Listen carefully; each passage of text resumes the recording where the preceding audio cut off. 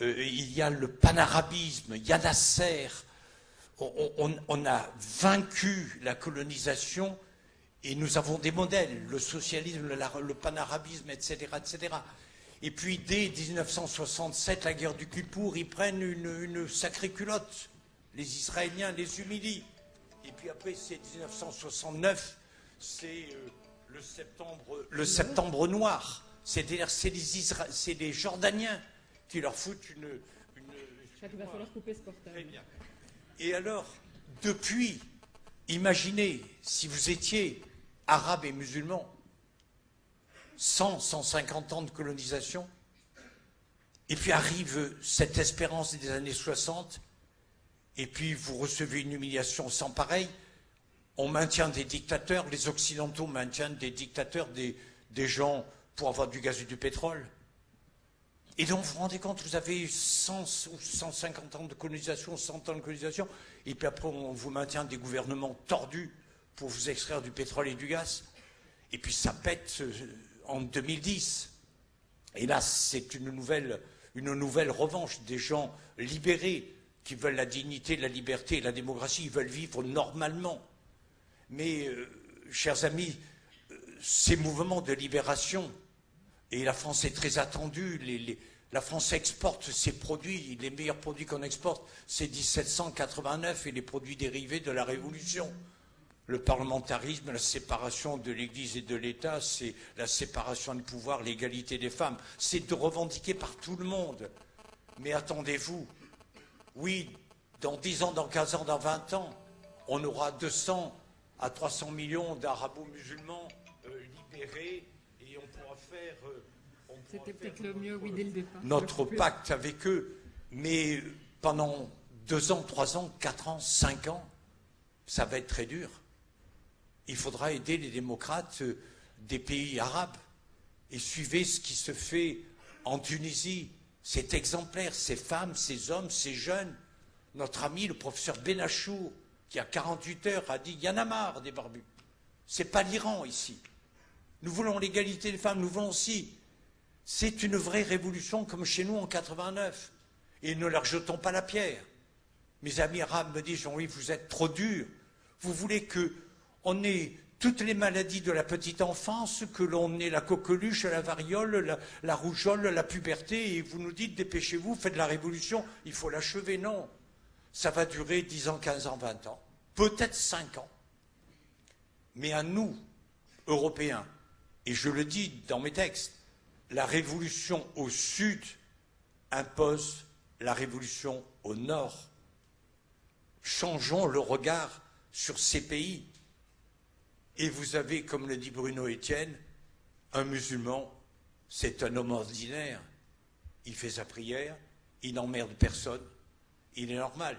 Mais l'islam politique s'est développé entre 1960 et 2010 parce que l'islam était le seul lieu où sous les dictatures ils pouvaient se réunir et un peu contester, et dont l'islam n'est plus une religion. C'est devenu une arme contre les Occidentaux. Il y a de la haine, oui, il y a de la haine. Mais si nous savons, et si nous nous y mettons tous, et les chefs d'entreprise, les profs, les religieux, si nous changeons notre regard, franchement, en 10, 12 ans, 15 ans, même avant, c'est un avenir fabuleux, France, Méditerranée, Afrique. Donc dans les conflits des 10 ans à venir, cette mutation va continuer dans les pays arabes. Éric Denessé, vous vouliez répondre quelque chose? Oui, sur 2 points. Je voudrais revenir sur l'intervention de Pascal. Effectivement, on a là un point de divergence. Moi, j'assiste sur le fait que les affrontements économiques ont pris, depuis la fin de la guerre froide, une dimension supplémentaire. C'est-à-dire qu'il y a effectivement, depuis toujours, des rivalités entre États, voire des rivalités entre entreprises. Ce qu'on a vraiment depuis le milieu des années 90, c'est l'économie qui est devenue le facteur numéro 1 de la projection de puissance des États. On ne se bat plus comme pendant la guerre froide pour faire chuter des régimes, mais on se bat pour conquérir des marchés qui vont être soit des débouchés, soit permettre d'accéder à des ressources. Il y a eu un véritable transfert des savoir-faire des hommes et des femmes du renseignement qui ont quitté, c'était le cas de la CIA dans les années 95, qui ont quitté le service pour aller vraiment dans tous les grands groupes, General Electric, Ford, où ils sont venus apporter des savoir-faire d'opérations clandestines, de déstabilisation déstabilisation de la concurrence. On est aujourd'hui sur une généralisation des enseignements des méthodes de déstabilisation de concurrence, de pénétration de marché dans les business schools américaines. On est sur des stratégies collectives entre les fondations, les gouvernements et les services pour empêcher les concurrents d'accéder à des marchés. La guerre économique a toujours existé, je suis entièrement d'accord, mais il y a eu un saut qualitatif terrible qui fait que pour nous, on a changé d'époque. J'en veux pour preuve, ça me permet de rebondir sur ce que vous disiez sur les révolutions arabes. C'est aussi ce que disait M. Gantois, c'est qu'effectivement, derrière alors pour moi, les révolutions arabes sont une imposture. Pourquoi ? Parce qu'on a vu dès les années 2004 le changement de la politique américaine qui était de dire... nous savons que depuis les attentats du 11 septembre, ils le découvraient, il y a une détestation profonde du monde arabe à l'égard de Washington. Ils ont lancé toute une série d'études et parmi celles qui ont été le plus écoutées, certaines leur disaient « Nous sommes perçus comme des ennemis parce que nous empêchons l'arrivée au pouvoir de régimes islamistes dans le monde arabe. » Et nos amis américains se sont dit « Eh bien, qu'à cela ne tienne, si les Arabes sont assez stupides pour vouloir des régimes islamistes, on va les leur donner. » Et à partir de 2004, on voit se structurer l'action au niveau des ONG, au niveau du département d'État qui met en place la déstabilisation du monde arabe, à l'exception des monarchies pétrolières et de ce qui se passe en Israël. Et tous les blogueurs qu'on a vus dans la révolution égyptienne, toute une série de personnes qu'on voit dans la révolution tunisienne et autres, on les trouvait dès 2007-2008 dans des réunions avec Hillary Clinton. Donc il y a eu la conjonction entre de véritables aspirations populaires du monde arabe, c'est absolument indéniable. Il y a des révoltes à Gafsa à partir de 2008, dès 2004, il y a des révoltes à Tozeur en 2008, il y a des tas de révoltes dans la vallée du Nil pour les conditions économiques, contre le régime, mais un certain nombre d'acteurs nationaux et étrangers ont su utiliser ces frustrations populaires, cette véritable attente qu'il y a dans les pays arabes, pour les orienter en fonction d'intérêts divers. Et ce que disait M. Guigou, je suis entièrement d'accord avec lui, à ceci près que la Tunisie avait l'égalité des droits de la femme avant la Révolution.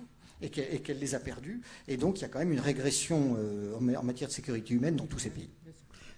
Pascal Boniface veut vous répondre. Oui, effectivement. Alors, par rapport à la guerre économique, quand ITT participe à l'organisation d'un coup d'État au Chili, c'est quand même pas une promenade de santé. Lorsque les compagnies belges provoquent la sécession du Katanga, c'est pas. Donc, on pourrait multiplier les exemples. Mais sur la dernière chose, je crois que, et je rebondis sur ce qu'a dit Jean-Louis, effectivement, par rapport à l'islamisme, il ne faut pas confondre l'effet et la cause. C'est qu'on voit l'effet, il faut aussi réfléchir aux causes. Et l'un des problèmes, c'est que très souvent, on se contente de regarder l'effet, on ne réfléchit pas aux causes. Si on veut appréhender un phénomène, il faut réfléchir sur les deux. Alors, je ne crois pas, franchement, Eric, que Hillary Clinton ait beaucoup fait pour le printemps arabe ou pour les révolutions. Et que les néoconservateurs encore moins, puisque justement il y a la voie irakienne, on importe la démocratie par les B-52, il y a la voie tunisienne, on fait la révolution nous-mêmes. Ce sont deux voies profondément différentes, et en fait l'idée que des révolutions puissent être suscitées de l'extérieur, c'est toujours l'argument des régimes en place. Aussi bien en Ukraine qu'en Tunisie, en Égypte, ou à chaque fois, ou en Syrie aujourd'hui, où à chaque fois qu'un peuple se révolte, on dit « Ah mais c'est un complot de l'étranger, les nationaux, ils sont bien sages, ce sont les autres, etc. » Simplement, le monde arabe est arrivé à une certaine maturité économique, sociale et d'information, et il a fait, dans certains pays, parce que ça ne touche pas les pays de la même façon, sa révolution dans les pays qui étaient les plus alphabétisés, où il y avait le plus d'inégalités sociales, une régression économique et une mainmise, enfin une progression des réseaux sociaux, mais toute révolution, elle est interne. Et donc, les révolutions, les changements de régime, c'est ni par l'exportation de la guerre, ni par des complots. Après, les pays étrangers peuvent faire quelque chose, mais pas. Et pour finir sur l'égalité homme-femme et sur cela, effectivement, pendant très longtemps, l'islam politique a été aidé par les États-Unis, mais depuis toute la guerre froide.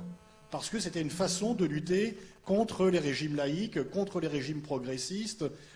Israël a beaucoup fait pour développer le Hamas, pour gêner Arafat pendant très longtemps. Donc il n'y a pas une découverte récente des milieux islamistes par les États-Unis qui ont toujours été en face comme un moyen, au départ, rappelez-vous l'Afghanistan, 79, c'est quand même pas tout à fait nouveau, c'était bien une façon de lutter contre l'Union soviétique. Et par rapport à cela, je crois comme Jean-Louis qu'il y a une période, parce qu'effectivement, la révolution, ça ne se fait pas en une journée, il faut voir un peu le temps que nous avons mis, nous, en Europe, à le faire. Et pour rebondir sur son exemple, j'étais récemment à un forum de Gorbatchev où il y avait une Polonaise qui disait « Mais nous, finalement, c'est pareil. Lorsque on était sous le communisme, le lieu où on pouvait critiquer le régime, c'était l'Église. C'était l'Église, c'était le seul lieu d'opposition. Et donc, lorsque le régime communiste a été renversé, eh bien, les partis catholiques les plus traditionnels ont pris le pouvoir, ils ont voulu interdire l'avortement, ils ont voulu restreindre les droits de la femme qui existaient sous le communisme. Ça a été dur, on a résisté, les sociétés civiles ont résisté et on a obtenu gain de cause. Et donc là, il y a une phase transitoire, l'histoire n'est pas terminée, il y a un combat effectivement avec des forces diverses, mais en Tunisie, moi je suis assez confiant que sur le moyen terme, la société civile l'emportera par ceux qui veulent la réprimer. Et l'égalité homme-femme, elle n'est pour l'instant, elle est remise en cause dans les dires par certains, elle ne l'est pas juridiquement et dans les faits, parce qu'il y a quand même plus de députés femmes en Tunisie qu'en France. Absolument. Éric Antoine, vous vouliez intervenir rapidement, parce que je voudrais ensuite passer la parole à Carole Couvert. Oui, c'était juste un petit regard pétrolier sur les relations entre les États-Unis et les pays arabes. C'est que jusqu'à il y a quelques années, les ressources pétrolières mondiales étaient concentrées sur 2 pays, l'Arabie Saoudite et le Venezuela. Et étant donné leur relation avec les Venezuela, en tout cas depuis quelques années, les Américains étaient dépendants des Saoudis pour leur approvisionnement pétrolier, puisqu'ils importent la moitié de leur consommation, c'est-à-dire 10 millions de barils par jour. Ce paradigme a changé, puisque les États-Unis pensent qu'ils pourront être autosuffisants en pétrole, comme ils le sont d'ailleurs en gaz désormais, en 2030, c'est-à-dire dans 20 ans. Et lorsque les États-Unis seront autosuffisants en pétrole, il est possible que ça change la phase des choses. Je ne suis pas un politologue, je ne vais pas plus loin. C'était juste dit. Alors, Carole Couvert, on termine avec vous sur ces conflits qui pourraient exploser dans la décennie à venir. Je pense que, bien sûr, vous voulez revenir sur les révolutions arabes, mais surtout, ce qui est intéressant, c'est votre opinion sur la Chine. Oui, alors je vais rebondir du coup sur ce qu'a dit Jean-Louis Guigou sur les printemps arabes. Effectivement, il faut se rappeler qu'en Tunisie, tout est parti d'un marchand ambulant qui s'est fait confisquer sa marchandise et qui n'avait donc plus d'emploi ni moyen de gagner sa vie. Donc une aspiration à avoir un niveau de vie décent, un travail décent, et c'est ce qui a mis le feu aux poudres.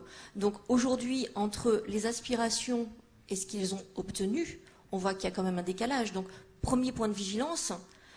Zone d'instabilité, est-ce qu'il y aura une deuxième salve de printemps arabe? Donc, premier point de vigilance. Deuxième point de vigilance, pour moi, est-ce que le prochain printemps est chinois? Parce que là aussi, le revenu moyen en Chine est de 1090 $ par habitant. Ça les place au 100e rang au niveau mondial. Aujourd'hui, par rapport à ça, il y a 300 millions de Chinois qui ont plus de 1 million de dollars de revenus, sans compter l'immobilier. Si, 300 millions. Si, j'ai regardé ce matin les chiffres. Alors je vais revérifier la demande de Pascal Boniface. Sinon, parce que s'il y a 300 millions de Chinois qui ont 1 million de dollars, François Hollande va être très content de les taxer 75%. Si. Je vous sortirai mes sources tout à l'heure, mais j'ai vérifié ce matin. 300 millions de Chinois ont plus de 1 million de patrimoine hors immobilier, puisque là-bas, il n'y a pas de cadastre et il n'y a pas de propriété terrestre. Et donc, ils sont en train d'étudier justement notre système français de droit à la propriété. Mais on voit que du coup, il y a un tel décalage entre les très pauvres, puisque dans des villes comme Shanghai, le bidonville côtoie les buildings, les limousines, les magasins Dior, on voit une telle différence, l'émergence d'une classe moyenne, mais est-ce que finalement, il ne va pas y avoir des révolutions par rapport aux aspirations à une augmentation de salaire, puisqu'on sait que là-bas, les salaires sont en train d'augmenter avec parfois des augmentations à 2 chiffres. On a tout un tas de mouvements sociaux dont on parle peu, et à tel point que certaines entreprises ont complètement automatisé leur production pour éviter tous les conflits sociaux en interne. Donc, deuxième point de vigilance pour moi, la Chine, et je vous donnerai mes sources tout à l'heure, je vous le promets. Mais par contre, là où je vous rejoins, mis à part sur ce chiffre, c'est qu'il y a 1 200 000 manifestations en Chine par an. Parce que on n'en parle pas dans les provinces, etc. Il y a 500 millions d'internautes.